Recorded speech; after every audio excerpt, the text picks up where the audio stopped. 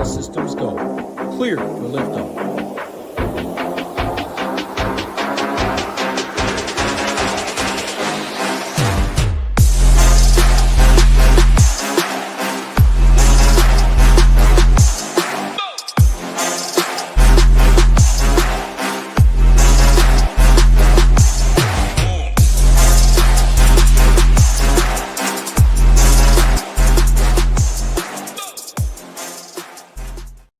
What's going on, everybody? Happy Thursday afternoon with my man Rio talking some hoops. 5 games again today. What is it? 4, 5, 5 are the 3 shows that I've done thus far this week. Maybe tomorrow's a little bigger. I can see right here. Where is it? Bob Oso, who we getting today? So the schedule, normally what it is, of course, if we got life stuff going on, we move it around. But Mondays, you get Matt and I. Tuesdays, you get Rio and I. Wednesdays, you get Matt and Rio. Thursdays, you get Rio and I. Fridays, you get Ham and Matt.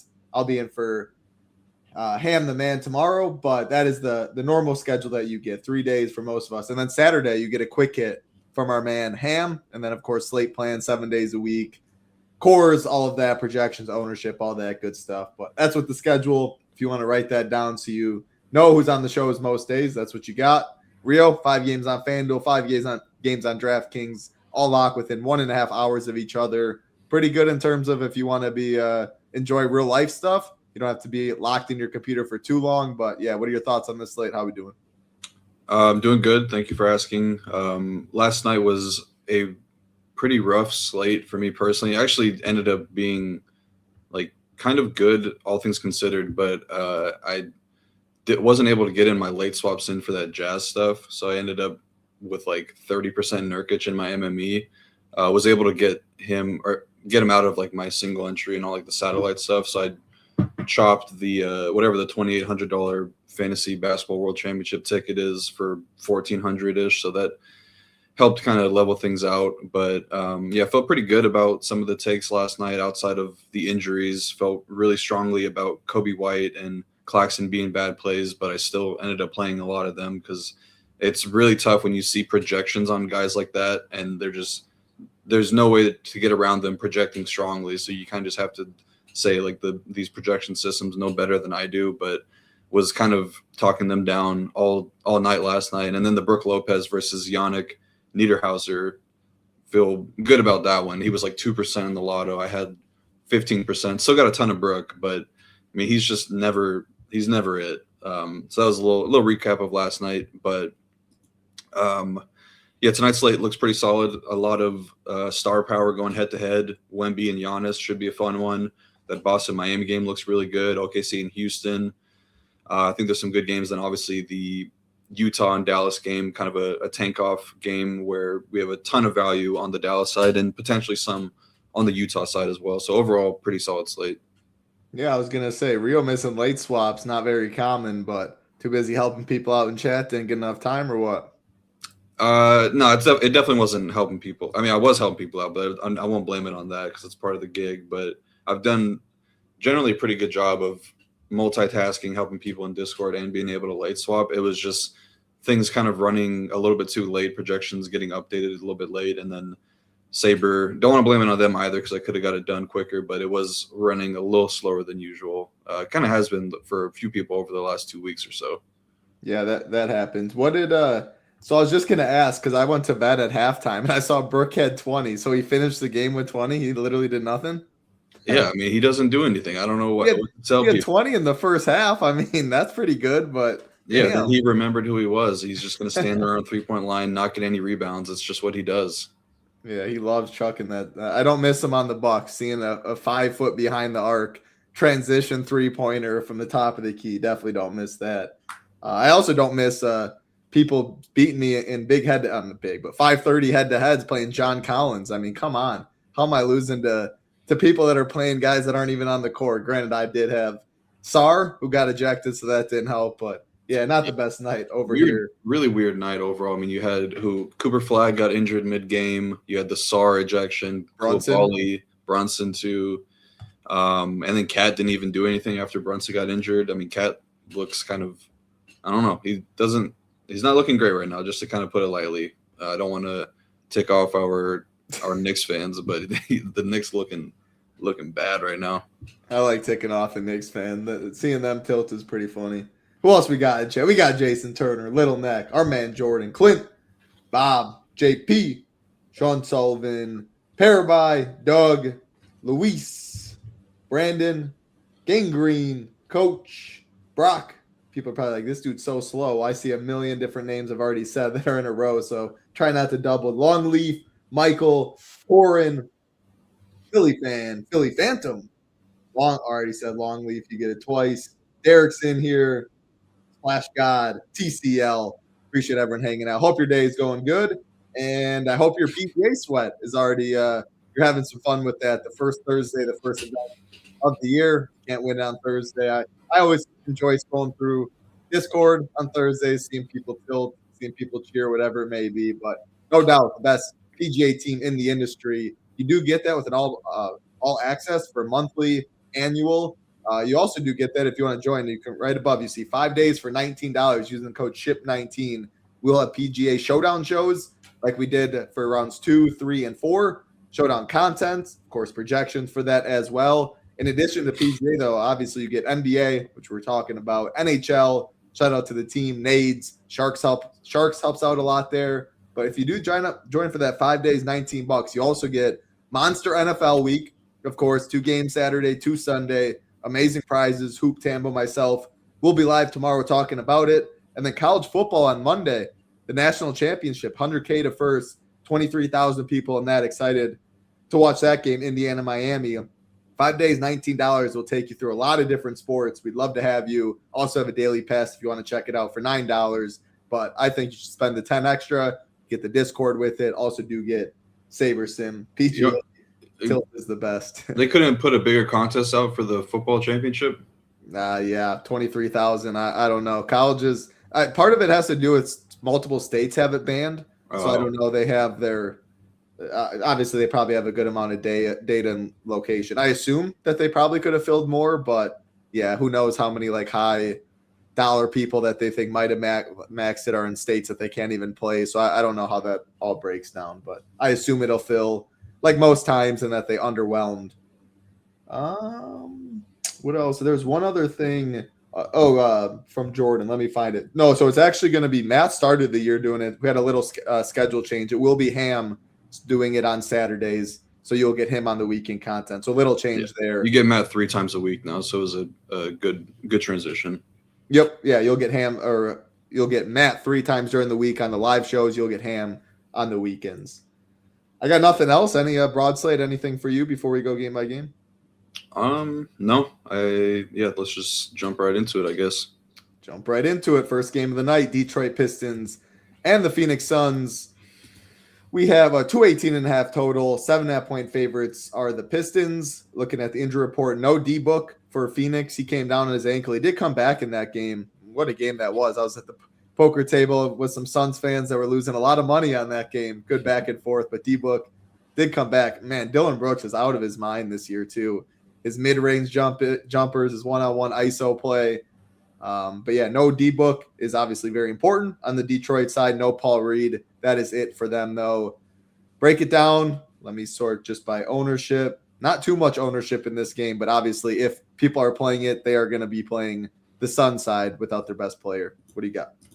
Yeah, Dylan Brooks playing great this year, but could not hit 2.5 threes for us. Shot 10 threes last game, went 1 for 10. So I think the process of the bet there was pretty good, but just the result not there. But yeah, Devin Booker being out, I think that will definitely – I mean, obviously it's going to hurt the Suns offensively. They do have enough guys to where they can keep this close, and I would say style-wise they match up pretty well here. Detroit's favored by 7.5. I think that there is a chance that the Suns do get blown out, but they're well coached and they do have a pretty solid roster behind Devin Booker. So they can keep it close, but the Suns are a big 3-point funnel, and kind of same thing with the Heat game. Like you have a lot of guys, a lot of snipers on the Suns side that should be able to pick up some slack left behind with Booker out. Dylan Brooks, obviously the guy that benefits the most. He's just had a massive usage rate increase with Booker off the court this year, up to 38%.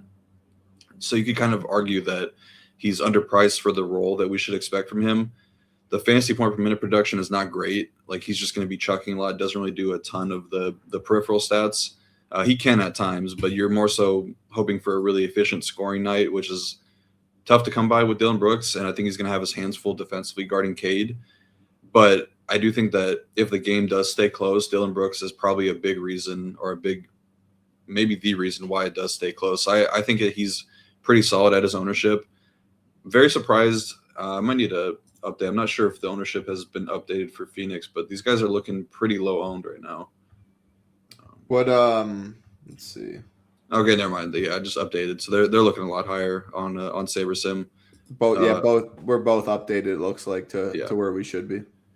Okay, so that definitely changes things because I think at ownership, you can make the case to get away from like Dillon Brooks and some of these other guys, but a couple of guys I do have a lot of interest in are Grayson Allen and Jordan Goodwin in particular. Grayson Allen should be back in the starting lineup tonight, a chance to play low 30s minutes, got up to 27 last game, but just a really good matchup for him here with the Pistons struggling against off-ball scoring guys like him. So I like him the most. Probably actually have Jordan Goodwin slightly ahead of Grayson Allen.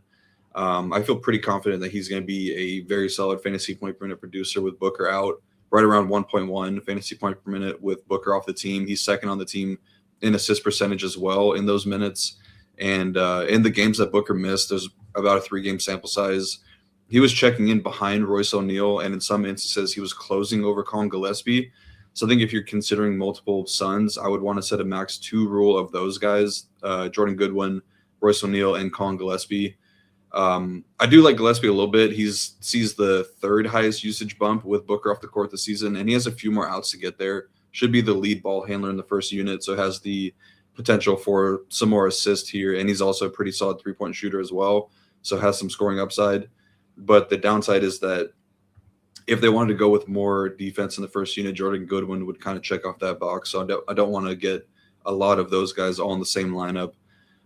I think that covers it for the Suns. Like you could make the case for Mark Williams being a little bit too cheap, and there's a chance that he gets back up to 30 minutes. Played 31 against Miami, and that's not really a great matchup. Kind of similar here. Miami's pretty good at defending the rim. Detroit's going to do that as well. I don't know, how really what they want him playing, but it would be a good matchup for the Suns to get more size on the court. So he does make some sense. Don't really think I want to mess around with Ryan Dunn. Just don't think he's a very exciting play. But if you are considering him, it would be a max 2 of Grayson Allen, Dillon Brooks, and Ryan Dunn because he would be kind of eating into those guys' minutes. The Sun side. Before you go to the side, I just ownership wise, like it's updated, but I guess I don't necessarily believe it. Like Grayson Allen, I think is probably the highest owned Sun, being guard and forward eligibility, and only 5,200. They had him at 9%. So this to me would be like, let's say 26. I mean, Ryan Dunn, it is a 5-game slate, but there's like, it feels like a really strong mid-tier slate. Like, I don't think we're going to see people punting for 3,100 to jam in like Giannis or even the Cades and stuff. So I don't necessarily believe this at all. Maybe this is 9% and you flip Grayson and Dunn, and maybe it's something like this. So I just wanted to, like Gillespie, maybe that's about right, Brooks and stuff. I just wanted to make a note. I think Dunn is way too projected. He's projected way too high relative to what I think he will be, and I think Grayson's projected way too low relative to what I think he'll be. If you want to add anything there, otherwise, take it to the Pistons, who aren't getting much ownership at all. No, I agree. I mean, we've talked about ownership discrepancies a lot throughout the year. It's tough to get it. It's a moving target, so it's pretty tough. But yeah, I agree. I don't think he's going to be one of the chalkier plays on the slate, that being Ryan Dunn. But I do think that those other Suns guys will definitely get an ownership boost. Yep. I was just going to say the Detroit side, honestly, is very easy to get away from. All these guys are priced up for life without Cade, and now Cade's returning. Even he is very expensive at 10.7K. I don't really see this being a spot where I need to go there.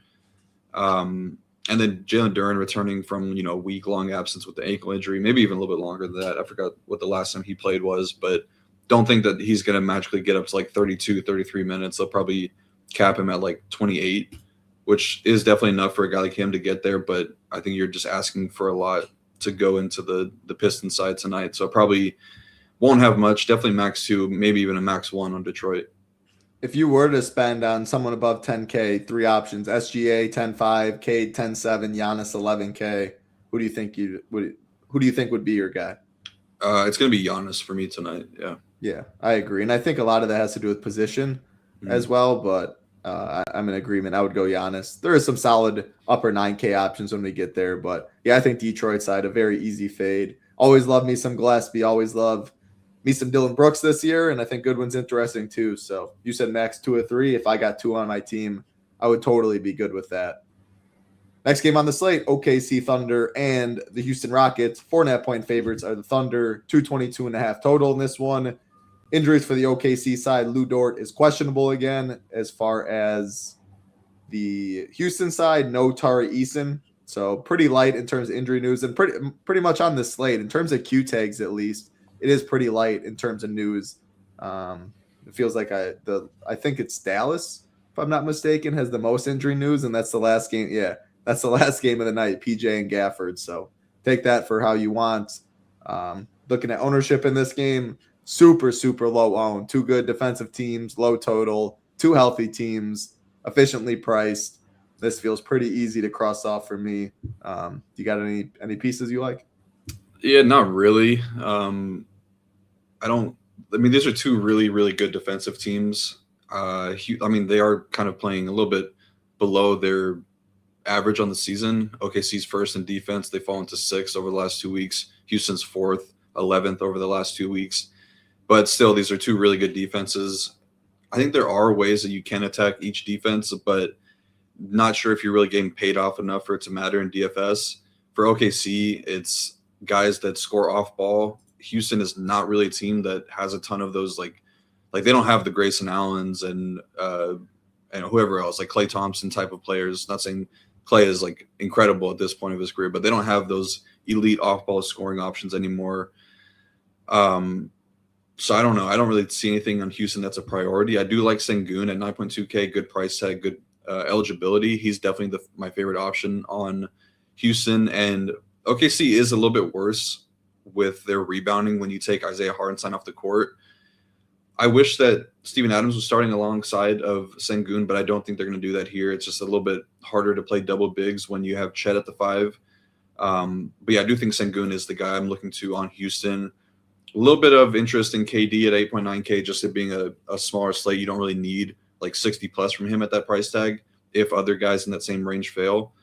And then Jabari is a guy that stylistically has a pretty good matchup as an off-ball scoring option, but just feels very tough to get GPP winning scores from Jabari Smith unless you just luck into like a double-double. He's shooting the ball horribly right now. Did shoot a little bit better last game, 2 for 7 from 3, but before that was like 1 for 20 over his last 3 games from 3-point line. But you do want to beat OKC with the off-ball scoring guys. So that does lean a little bit more to Jabari's matchup here. And same thing for Reed Shepherd. Like, he is a guy that feels like he could break a slate. Don't know if they're going to go there tonight. They played J.D. Davidson over him last game. I think that he provides a little bit, like, what they need right now from a guy like Reed Shepherd is more defense, and he's getting hunted whenever he's on the court. So I don't think I want to go to Reed Shepherd, but I do think Davidson is kind of an interesting talking point because he played 25 minutes last game off the bench, closed over Josh Okogie, which that just felt like a weird start. He only played like 12 minutes as a starter. But I think they might be going to JD Davidson a little bit more moving forward. He's only 3.4K, maybe like a pivot off of you're not playing him over Brandon Williams, maybe Jaden Hardy. I would consider that, but I don't love it. And then the OKC side, it's really just Shea and move on if you're playing any of these guys. I think it's an okay matchup for him. He did go for 56 DK points against Houston the first time these teams met, but that was a double overtime game. So honestly, it was a pretty bad outing for him after playing 47 minutes in that one. But he's playing a little bit better right now. Houston's bottom 3 in pick and roll defense, but they're pretty elite basically everywhere else. So I think that Shea has the best matchup. And then Lou Dort might open up a little bit of value if he does get ruled out. Don't think the value would be much better than what we already have, but Caruso would be the guy that I'm looking to if Dort were to be out. SGA or Cade?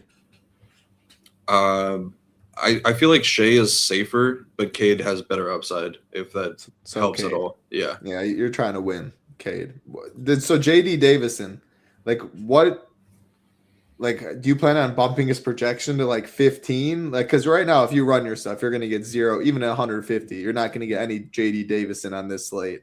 How do you see yourself? Like, you're not really one to put min exposure and get like bump 3. Are you going to bump his projection? Is like how much do you see yourself getting of him at the end of the day? Does he need to? I don't know. I'm like you're talking him up even on a 5-game slate though. You have to do something with his projection or his min exposure to get any. So yeah, what do you see yourself doing? Yeah, I mean, I'm probably not going to go there. I just feel like it's too thin of a play to go there. But you'd have to bump up his minutes, like the ceiling, which feels like 25.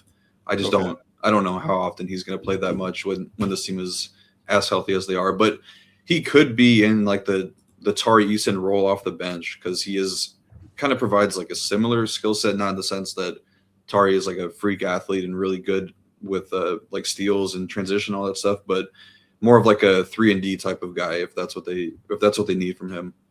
All right, look at our man Little Neck. Again, you can always find Little Neck's content. NBA Showdown Slate Plan Monday through Friday. Does a phenomenal job. Also in the Discord all the time. You can ask him questions. But yeah, I always like myself some former G League MVPs, fantasy point per minute machine. I like that. That's completely off topic, but do you see the big scandal that just came out with Chinese basketball and some college basketball people throwing games and the whole gambling thing going on? No, that's like a Chinese basketball league that's happening. No, it was I believe people in the East Coast. Certain I don't know all the details, but they were finding people and paying them to throw games and stuff.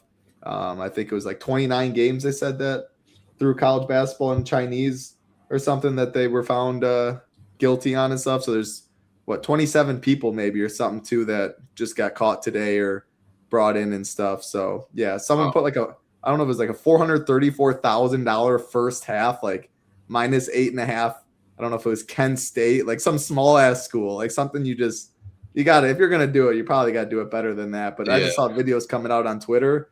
These dudes that were involved, oh my gosh, they couldn't have made it any more obvious and how bad these dudes are playing and what they're doing. So yeah, it feels like these people think that they're smarter than like they're monitoring every single bet that comes in. They're gonna know if like a random $400,000 bet comes in on like a random college team.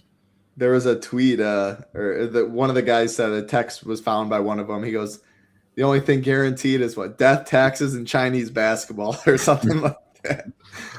Man, just crazy. I would assume Rio says still ABC on FanDuel as well. Definitely would be for me. You can only play 2 point guards, and point guard's pretty strong. So I think it's probably even more clear on FanDuel. Agree? Yep. I was just looking at JD Davidson's G League stats because Lonek brought it up. Yeah, he's been hooping down there. A lot of these guys are going to do really well down there. It's kind of similar to college. If you make it to the NBA, like you're probably really good in college also. But yeah, I mean, he's 25 points per game, 7.6 assists, 5.3 rebounds per game last year. Pretty good. Yeah, I mean, I believe like if you're a G League MVP, I believe your game can translate to the NBA for the most part. I mean, you're a hooper, a high level hooper when it's all said and done. All right, we'll keep it rolling. Next game on the slate: Boston Celtics and the Miami Heat. 2.5 point favorite to the Celtics. Pretty big total actually. The second biggest on the slate behind the Mavs. 234.5 in this one. Injuries, nothing on the Boston side to note as far as Miami. No Jaime Jaquez, and then Davion Mitchell, who left last game early, is also out again. I mean, man, what a big total when you think of Boston and Miami. Close spread, big total, little injuries on the Miami side, and that is why you see the top 3 players in terms of ownership from this game coming from Miami. I'm down to go right back to Hero and Norm Powell. No Davion, no Jaquez, just helps them have the ball in their hand a little more. So curious to hear your take on Bam, though. We've talked about him a lot lately. 7K price tag, just center eligible. But yeah, it seems like a solid game, especially on the Miami side.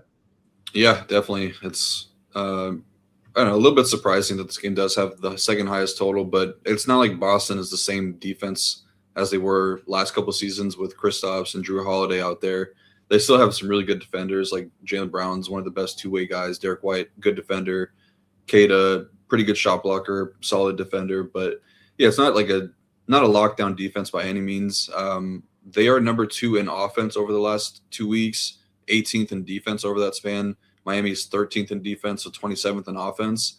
Definitely think that this game could provide some fireworks. But as far as the Bam stuff goes, I'm not sure if I'm believing what I saw last game. I mean, he's been really bad all season long. I'm sure that he's seen all the stuff on Twitter about him, performing poorly. I did have a pretty solid role, though. 9 drives in that game, 2.5 minutes of touch time, 67 front court touches. Definitely have a little bit of interest in him at 7K because he is a guy that, if he's playing well, can be priced at like 8.5K and can go for 50 plus in any matchup. I do think that he does match up pretty well against Keita, though. Keita's a really, really big guy, and Bam can take him off the dribble. So I like him a bit. But yeah, I agree with you on Hero and Norm Powell. Really good to see Hero get up to 39 minutes last game. Definitely no more of a minutes limit on him. See him projected like around 36 minutes. That's really good. And we have a pretty large sample over the last 2 seasons of him being the guy that sees the biggest boost in usage when you take off Davion and Jaime Jaquez and some of those other guys. So I like Hero the most on the Heat tonight, but definitely think it's a really good price tag for Norm Powell as well. I think you can play them together for sure. Probably don't want all 3 of Bam, Hero, and Powell. I think it gets a little bit too hard to get ceiling there. Also, I was reading an article about the Heat offense, which has been a really big talking point all year long because they've basically don't run pick and roll anymore. And it was just kind of funny. You hear like Spoelstra saying we're basically not going to change our game plan. And then Tyler Hero's like, we have to run more pick and roll. And then I saw like 2 days ago, he was one of the most likely guys to get traded. Just kind of a funny turn of events. But yeah, we'll see what I couldn't imagine not running pick and roll with Hero and Bam. I mean, you have one of the better shooters in the NBA off a screen. You can spot up Norm. Norm's actually good in pick and roll too, but maybe there's more advanced stuff I'm not seeing. But Bam can pick and pop or get to the rim. So I always think of pick and rolls as cheat codes, especially NBA players that don't like going through screens all day. I mean, look at Steph. That dude just runs around forever. People don't like chasing him. Yeah, definitely odd. But I mean, they have improved offensively, getting away from the pick and roll. Just I think maybe I don't know about like the efficiency numbers, but they are just kind of playing much faster pace. So and they're kind of just scoring more that way with the pace being faster. But yeah, outside of Hero, Bam, and Norm, don't really have a lot of interest in Wiggins. He's just not doing that well. He's had like 3 good games over the last month, and those were against really soft opponents. Don't really think that I want to go to him against Boston. But you get to some of the value plays like Jovic, Pele Larson, and Drew Smith. I think all these guys will have a chance to step up. I feel like Jovic is probably the guy that steps into the Jaime Jaquez role off the bench. Don't think he's going to play the same amount of minutes. Jaime is basically playing starter-like minutes, but 25, 26 within the range of outcomes for Jovic for sure. And then Larson should be the guy that's slotted into the starting lineup. They'll probably just put Hero down to point guard, Norm at the 2, Larson at the 3. But yeah, he's a guy I definitely have interest in. 4K, really good price tag for him. Probably playing close to 30 minutes. Definitely need him for some of that on-ball defense on Derek White and Payne Pritchard. So he kind of slots into the Davion Mitchell role. So Pele Larson, one of my favorite value plays on the slate.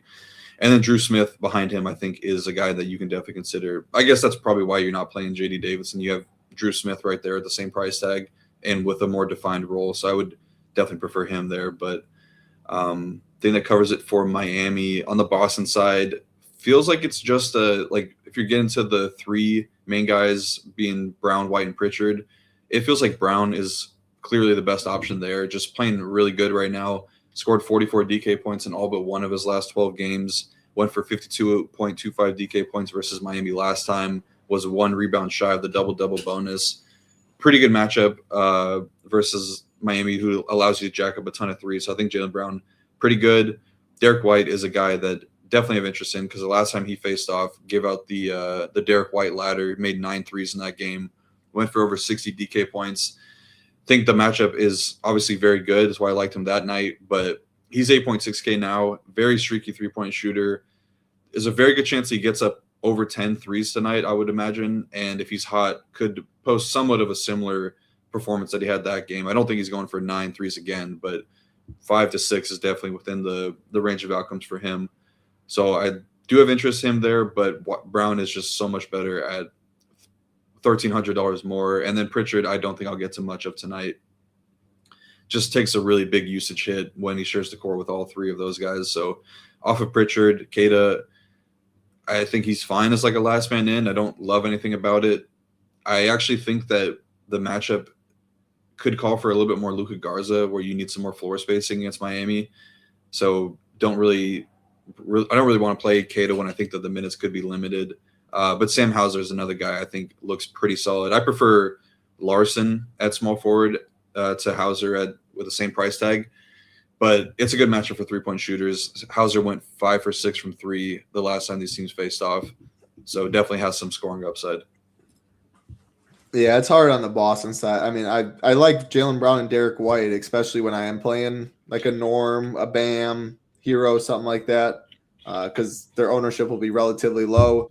Second highest total on the slate.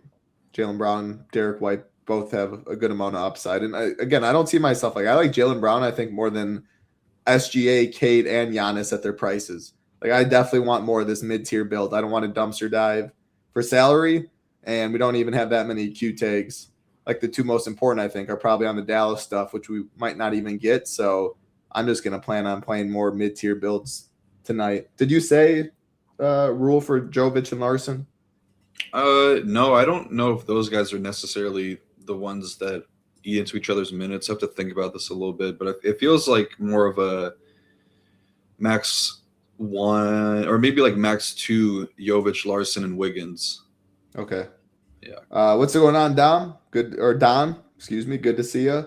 And then South side, he's been talking about, like, he had someone that got hurt in the first 5 minutes. Like, would you switch? Obviously, you can't switch to players that are already playing in the current game, but you do have late swap ability in late games.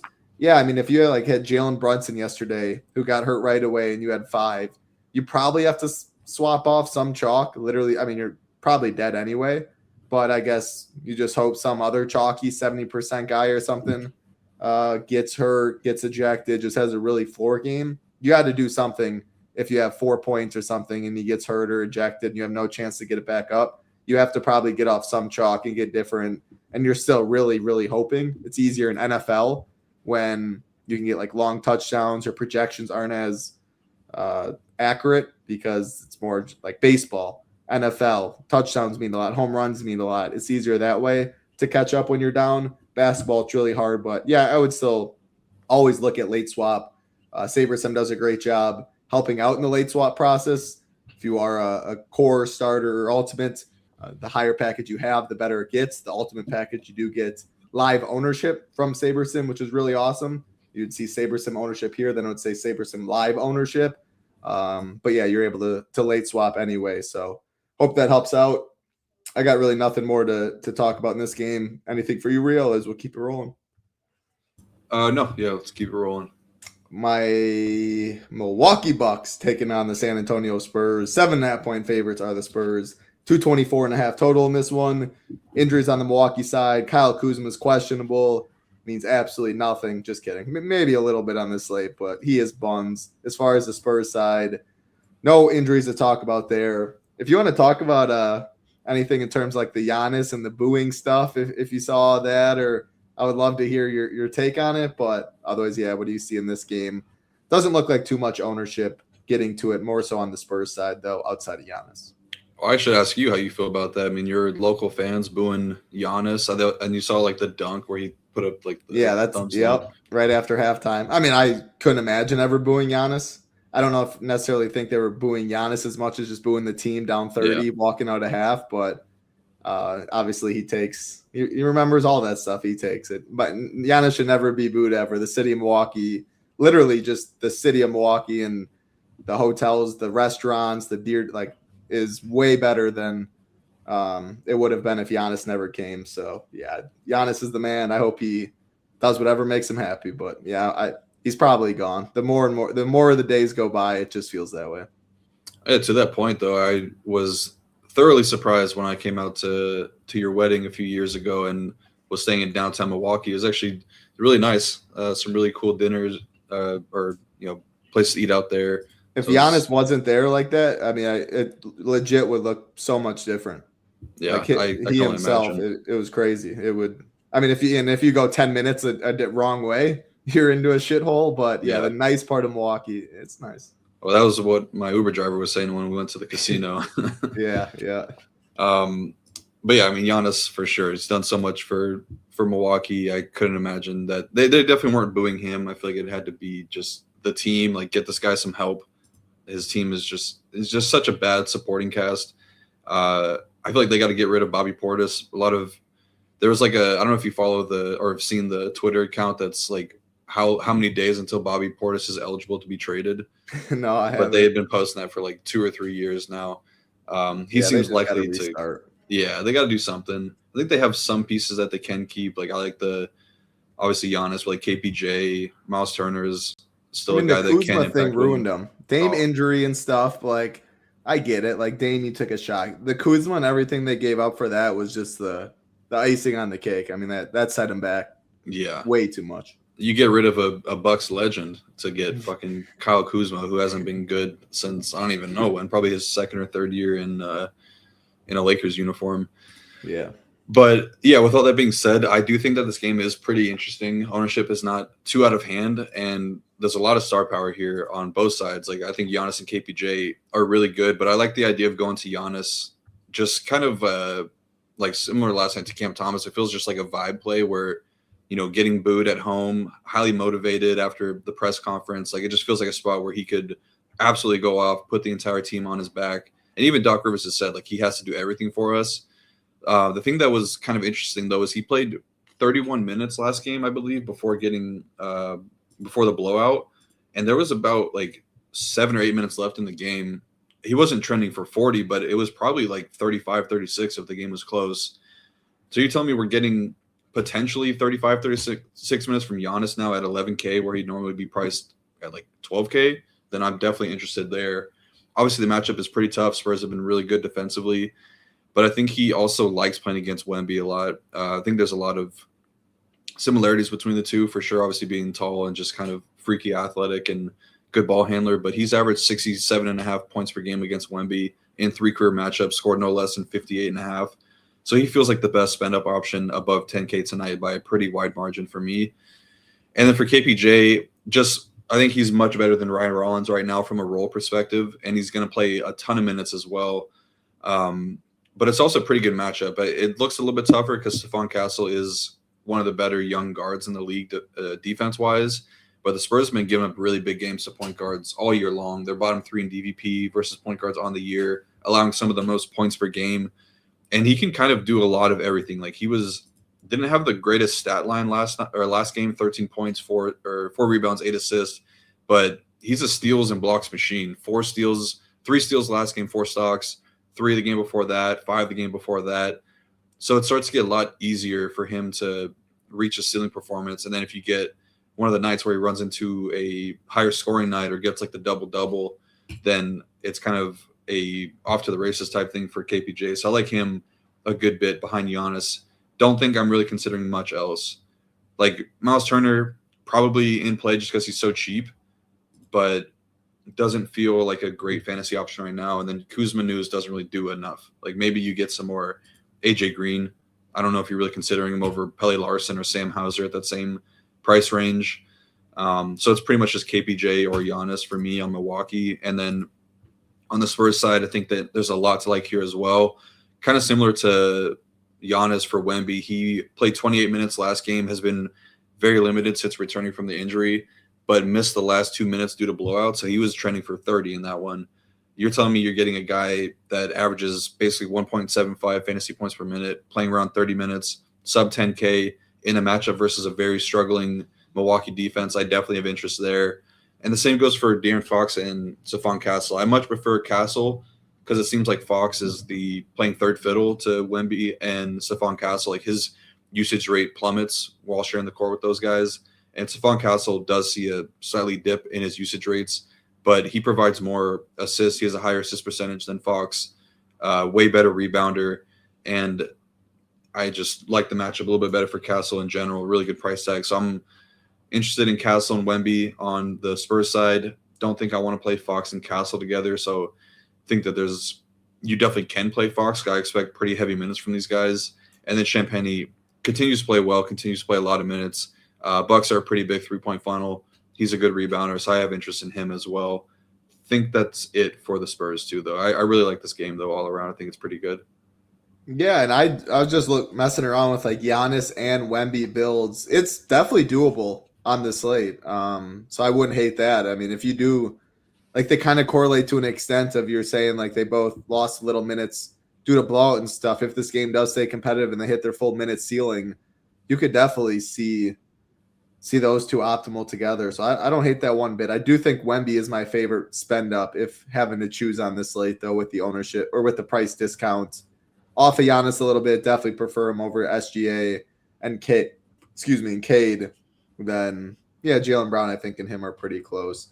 I don't know how many pieces, though, I really want in the game because, like you said, outside of Giannis, KPJ, it doesn't feel too great. I can get to a little more on the Spurs side, but still, I don't see myself really having 3 Spurs on any team. So no, I like the idea of like a mini stack, though. Maybe like you definitely could get to Wemby and Giannis, but it feels better going like Giannis and Castle or Wemby and KPJ, something like that. I feel like those prices are very similar.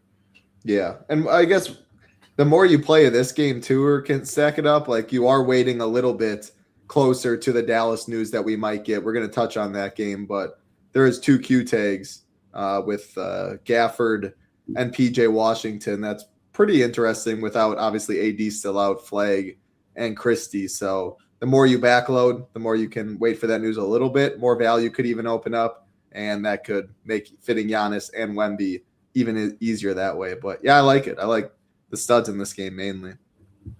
All right, we'll keep it rolling. We got 300 watching. Appreciate everyone hanging out. Hope your day is going well. All we ask is like button, subscribe button. Helps us out a ton, bringing you shows on this channel pretty much every single day. And if you do want to join us at the Nation, great time to join with PGA just starting back up.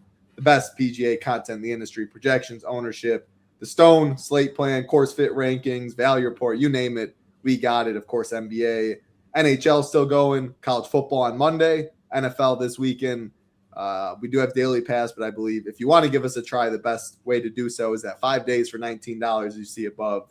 Using the code SHIP19, otherwise just type in shipination.com. It'll say join the nation, and you can click any of the packages you want. You do get SaberSim, the Discord, and again, all access to all sports with the 5 days for $19 trial. That's an interesting question. Goodwin or Larson? Obviously different positions, but I think pretty 2 guys you had interest in. Yeah, I think Goodwin.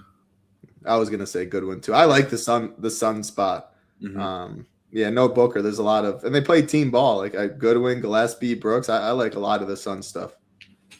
All right, last game of the night. Well, it's actually the last game of the slate, but there is night games that we will have showdown content and stuff for. But last game on the main slate, the Dallas Mavericks and the Utah Jazz. 3.5-point favorites are the Mavs. 237.5 total in this one. I just talked about the injuries for Dallas. No AD, no Max Christie's doubtful. Cooper Flag's doubtful. PJ Washington and Gafford are both questionable. So definitely some injury news to monitor in this one. It is the last game of the slate, though. So who knows how much wiggle room you'll have. And going to the other side for Rio's Utah Jazz, we are looking at fully healthy. Am I seeing that right? Just Laurie. No Laurie. Yeah, no Laurie, but no questionable tags in this one. Biggest total on the slate, no Laurie, beat up Dallas team. You can see a whole lot of ownership going to this game, and rightfully so. Do you have any lean on the Gafford PJ Q tags before you get into it? PJ, I feel like more likely to play than Gafford. Gafford did roll up his ankle as well last game and missed. I don't even know. He missed most of the game. But I feel like him being out is very likely. You also got Jeremiah Robinson Earl signed a 10-day.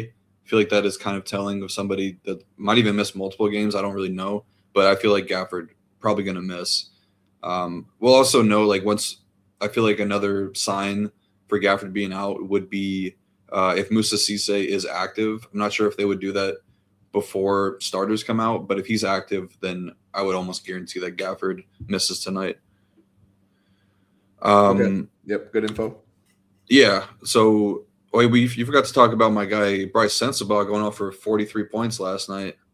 That was an incredible performance. Nothing. I must have been in bed. I didn't wake up with a Bryce Sensabaugh notification, but 43 points, 43 real ones.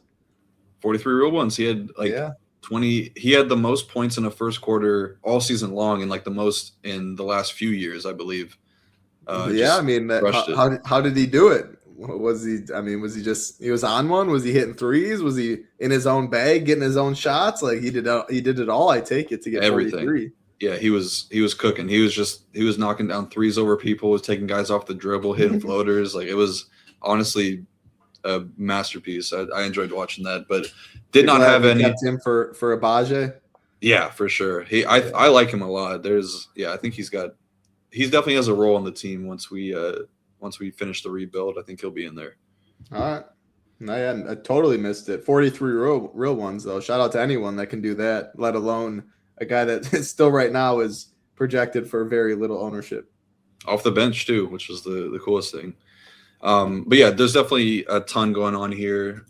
Injury-wise, matchup-wise, I think it's really good. I don't really think it's worth getting into the matchups because these two teams are going to be really bad. Like PJ Washington is the last line of defense for Dallas right now. You take him out, like they have nobody that can play defense on this team. So with Gafford out, I want to talk through this real quickly because I think this is the most important thing. But Gafford out, I would see Dwight Powell as the projected starter. I feel like with him starting, Musa Cisse feels like the Yannick Niederhauser of last night. Like it just feels like such a better spot for him as a younger player, more athletic. Dwight Powell started against Brooklyn, played 35 minutes in that game. But if anybody was watching that one, like towards the end of the game, he was just hunched over, like either injured, tired, or cramping, or all three. But I don't think he's capable of playing that many minutes again. Like this is his last year in the league, so maybe they just wanted to get him minutes or something. But I feel like this feels like a spot where you can get more Cisse behind Dwight Powell. So I'm going to be doing that again. As for the rest of the guys, though, how I'm prioritizing it, Brandon Williams feels like, honestly, like a lock to me. I think he's going to get a massive role. Last game when Flag rolled his ankle and missed the second half, Brandon Williams was the guy that picked up all the role, basically. He had 32% usage rate, 14 drives, 4.3 minutes of touch time.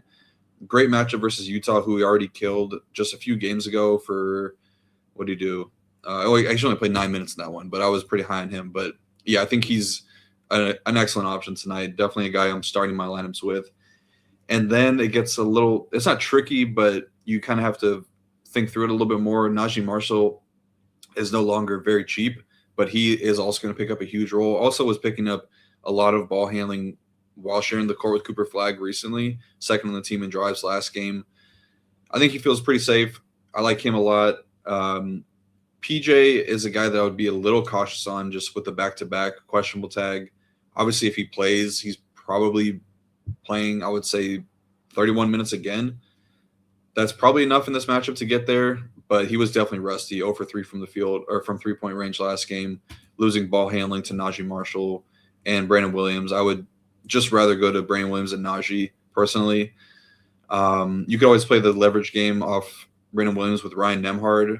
He's definitely going to be out there for some minutes. He's projecting for like no ownership.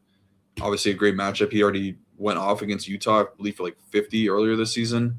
He had 38, a double-double in that one. I like Klay Thompson a lot, though. It feels gross to say, but this is definitely the matchup where you want to play Klay a lot. With Max Christie doubtful, he should slide into that main off-ball scoring option, the catch-and-shoot guy.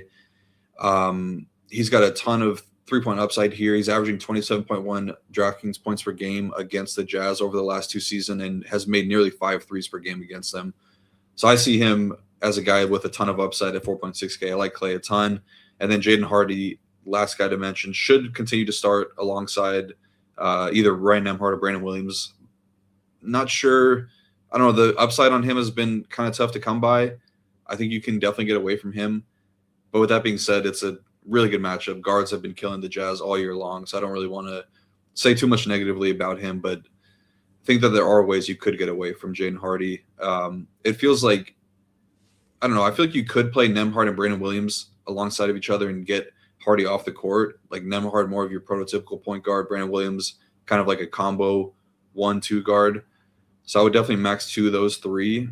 and then maybe give Nembhard a pretty meaningful boost to get away from Hardy a little bit. Do you have any thoughts there on the Dallas stuff?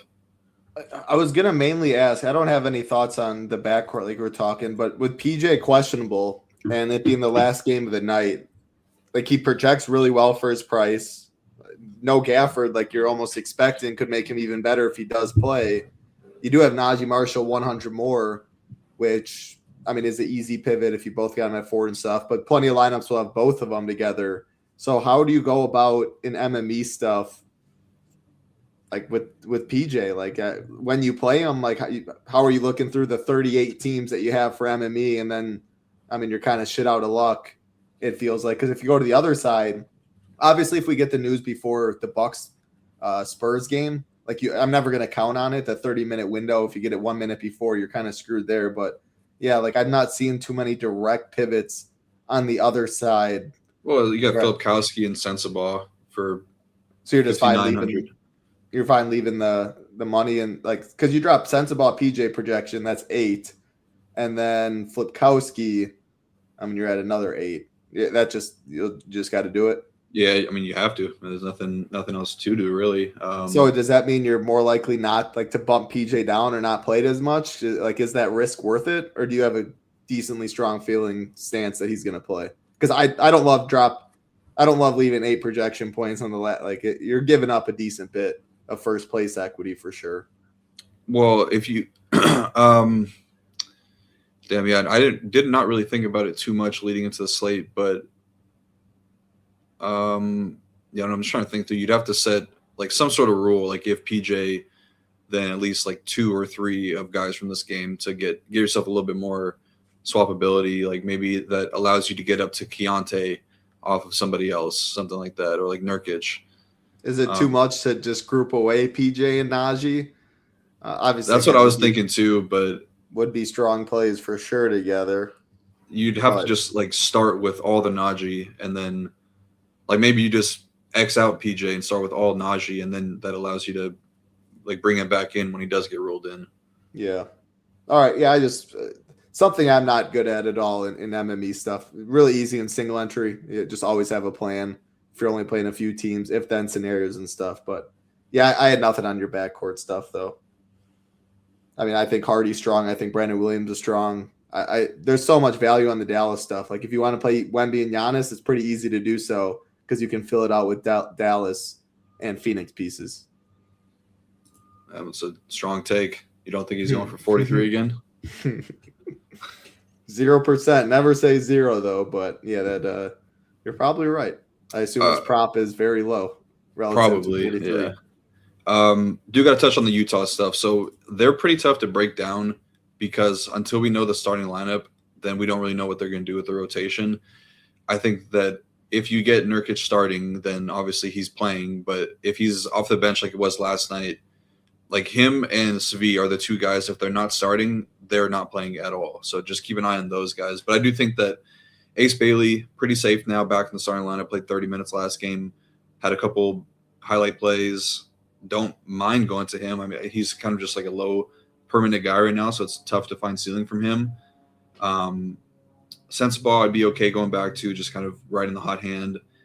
I think Isaiah Collier might be losing some minutes to Walter Clayton, so definitely pair those guys away from each other if you're considering them. And then with Kevin Love back, probably kicks out Kyle Anderson out of the rotation. So I don't think I would be playing him. And then Cody Williams should continue to start. Same thing though with Ace, like he's just such a low per minute guy. It's really just considering Keontae and Nurkic as like the 1A options, and then or like the A tier options, and then it's a pretty big drop off to Filipkowski, Sensabaugh, Ace, and that's probably it.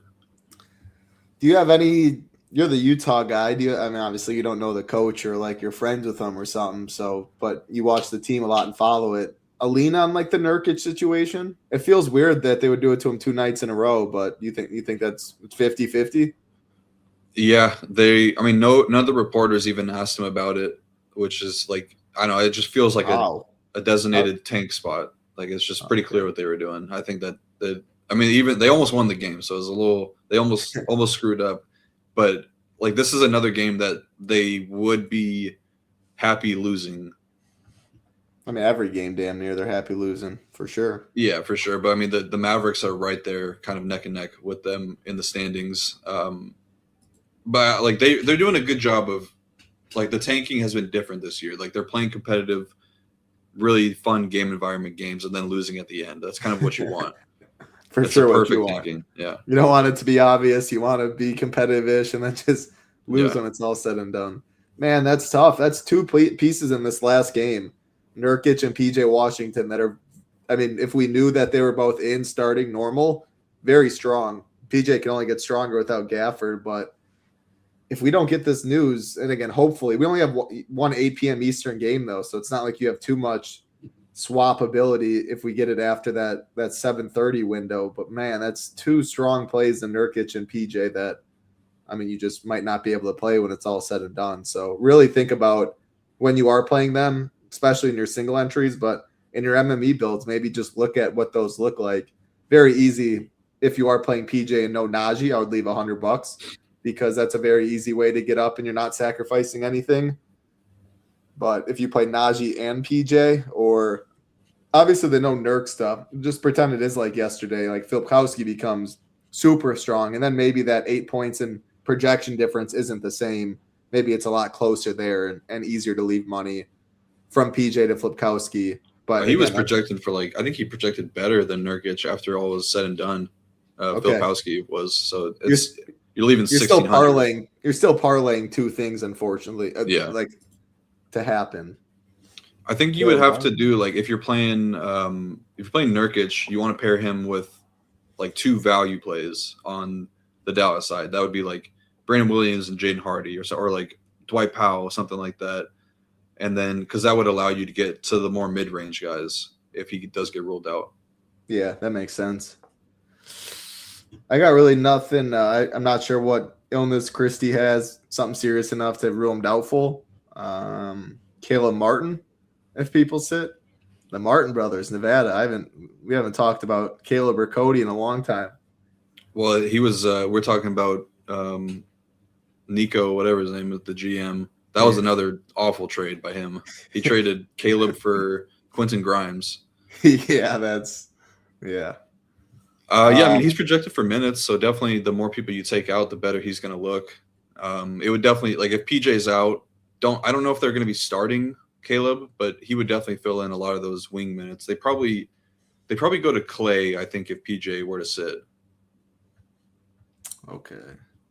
I got really nothing else. I just want to show, for all those that are watching, if you do want to join us at The Nation, how easy it is to do so. If you type in just shipination.com, you will get this screen. You just click Join the Nation right here, and then you can see the daily, the 5-day, the monthly, the annual, any deal you want. Per sport, just projections, ownership. Again, I think the best, if you have not tried out Chip Nation at all, the best deal, in my opinion, is just for $19, you do get 5 days, and that 5 days takes you through the NFL all weekend. Monster prizes there, big showdowns, 4-game slates, the main one. Super pumped for that. 2-game Saturday, 2 Sunday. Obviously gets you NBA throughout, NHL. Also get to college football on Monday. Big prizes there. We will have you covered. In addition to golf showdowns, very happy golf is back. So daily, 5 days, monthly. But if you haven't tried us out, the 5 days get you Discord, get you SaberSim, and all of our content. Absolutely cannot beat that. Any final thoughts from you, Rio, before we get on out of here? No, I don't think so. Get pretty excited about these games tonight. Hopefully we get some close matchups and not a lot of injuries, or any at all.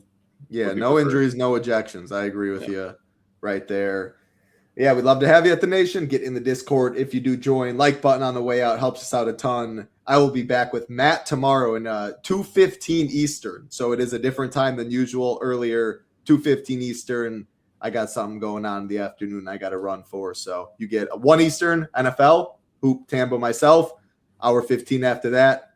And we got Matt and I talking some hoops. We will see you then. Hit the like on the way out. We appreciate it. For Rio, I'm Titletown. Good luck tonight. Be safe. Peace.